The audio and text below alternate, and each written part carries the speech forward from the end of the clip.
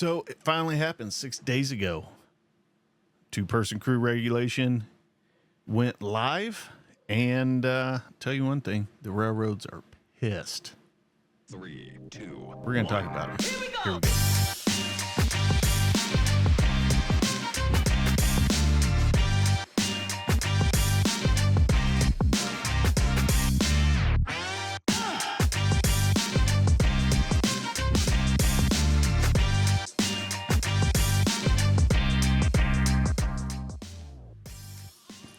So something we've all been hoping for finally happened. The FRA finally passed two-person crew regulation, and it's a big deal. It's a big win.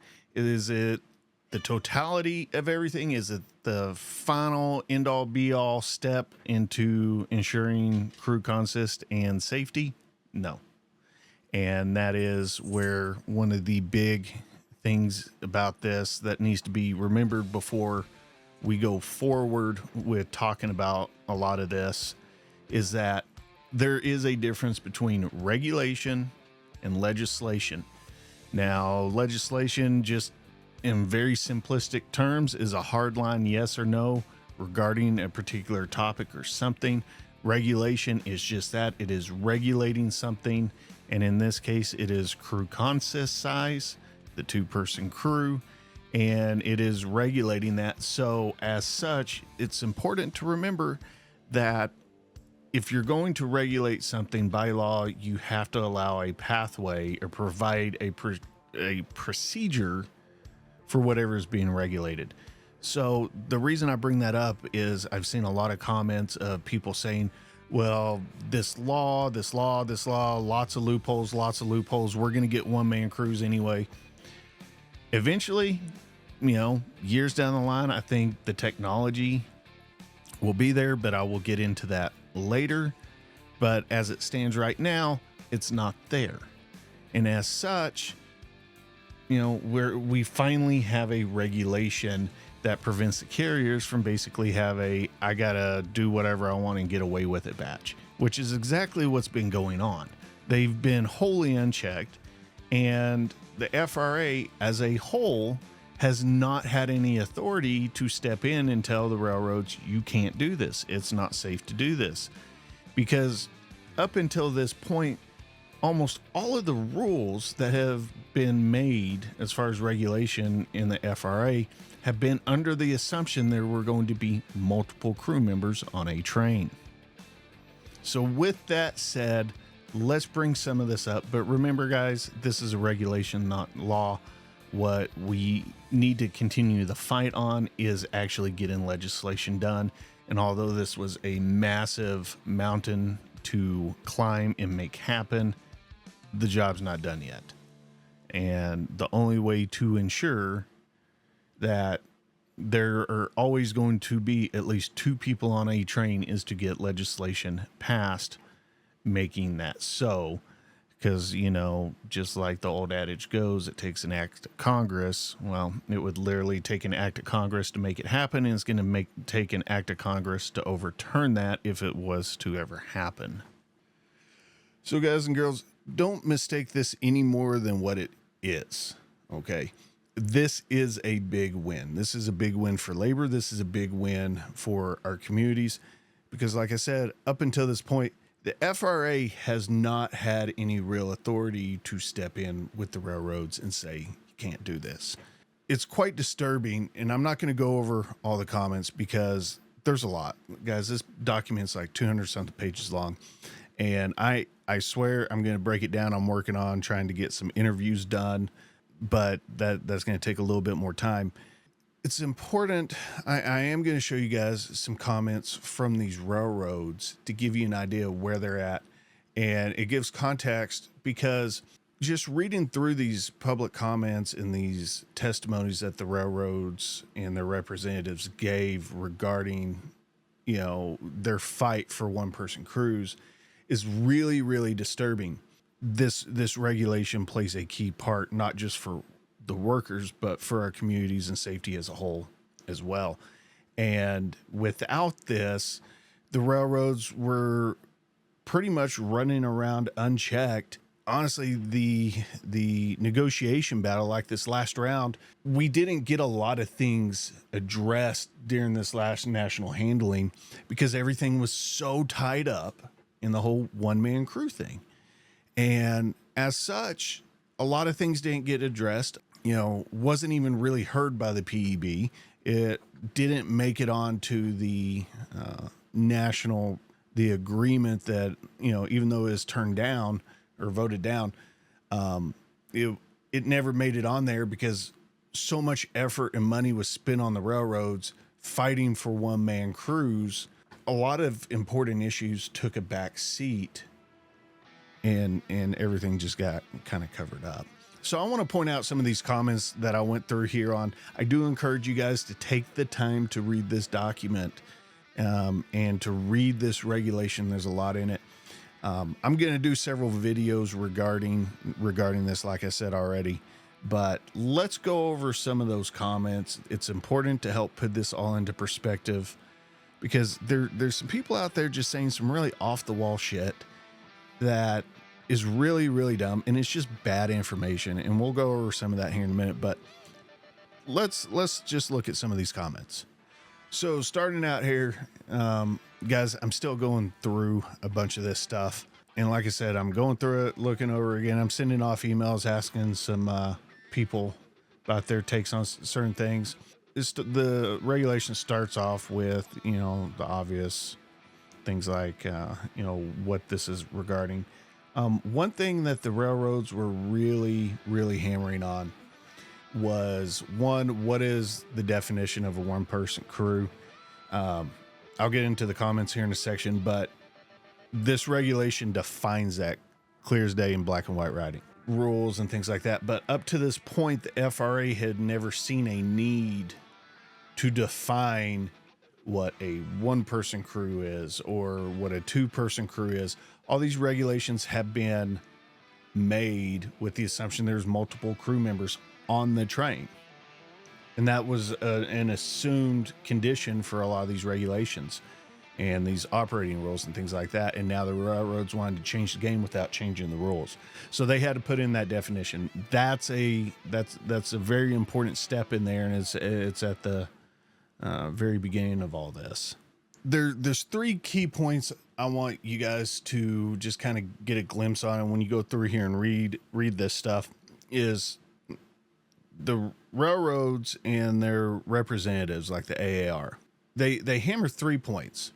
One, that there's not enough data to support two-man crews, that PTC is a reason and is functionable and advanced enough to replace the conductor. And then 3, and it's mainly what BNSF is hammering on, but the other class ones are kind of starting to pick up on, is that taking the conductor out of the cab will make home work-life balance better. Those are the 3 main things, but most of it's focused around PTC and advanced technology and things like that. The FRA comes out, and at the end of talking about the comments and everything, which there's some really good information in there, that agrees with 99% of the commenters that are in favor of a two-person crew regulation, that this rule is needed, plain and simple, because PTC is not a solution by itself. It's right there in black and white writing, and that's something we've all been saying from day one, irregardless of what the railroads tried to, hand everybody in their Kool-Aid to just take their word for it. We got there in black and white writing. The FRA agrees with what we've all been saying for a while. And so here's a comment that was made by one of UP's vice president of crew management services and interline operations. Who comes up with these titles? Freaking ridiculous. Anyways, they're trying to save and make a pity me case for their expediter program. The absurdity here is unreal. UP stated that they envision expediters to run on a subdivision basis, not a train-by-train basis, and for expediters to be used for all commodities, including all types and quantities of hazardous materials. So they're saying their expediter plan, the guy on the ground and nobody in the cab except the engineer, to run all quantities and types of hazardous materials. That should be insanely alarming to anybody, whether as a worker or, somebody in their community. And then they go on to try to make their case, not by offering data or safety data, but downplaying the importance of the conductor's job as a whole. And they really try to downplay it, which everybody knows that that's a bunch of junk anyways. And then they finalize everything by trying to make a pity me case right here, saying that if 2-person crew consist regulation went into effect, it would effectively end its expediter pilot program. Thank God that thing needs to die anyways. And whoever made that video and came up with that needs to go find a new job, maybe Burger King. I don't know.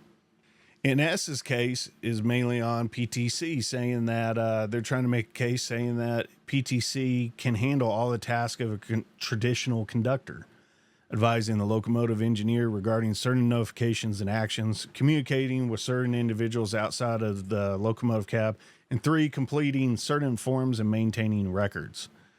Again, PTC doesn't actually complete tasks. It's an overlay. It's a tool. It's not a truly automated system. And it certainly doesn't have the functionality to do what these carriers are trying to claim that it can do and will do. And they're years off from that, in my opinion. And here we have BNSF's play on it, basically saying that their point of view that it should remain in the ongoing efforts of collective bargaining, which at this point, I don't think it should, because they essentially, and we saw it in this last round of negotiations, they essentially hijacked the collective bargaining for our national handling with 1-person crews. They refused to talk about anything until the unions gave up and caved into 1-person crews, which, as we all saw, just cannibalized everything else for what, so many other issues we need to have on that handling agreement. And they just hijacked it all. And they did it for years, figuring they were going to die on that sword and not do anything. And it should never allowed to have gone to that point. This regulation hopefully effectively puts an end to that game plan that I'm sure they've been gearing up to get ready for again. Well, FRA, and it's quite an interesting read, and there's a lot here. I'm not going to go over all of it, but the FRA commented on it on these comments by the carriers, and really didn't pull any punches on them. Here regarding responding to UP's comments, they say that UP's limited description of the conductor's job failed to address how a railroad would offset the significant safety backup and assistance role that conductors currently provide, which UP has been arguing they'd be able to do that from the ground. And we all know that is damn near impossible in 99% of the situations that we're called to perform work, provide assistance, handle sudden emergencies or mechanical failures.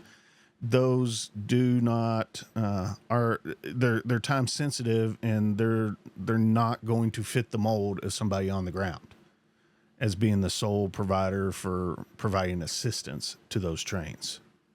And in closing out their comments, I want to read this excerpt right here, because I think it wraps up a large portion and entirety of this whole regulation and the importance of it, despite what some people out there want to say that claim to be pro-union, pro-labor. And that is, the FRA is concerned that without the type of federal oversight required by this final rule, the commenting Class 1 railroads that have overstated the role of PTC or diminished the traditional role of a conductor will unreasonably rely on those same incorrect assumptions in making safety determinations when transitioning to 1-person train crew.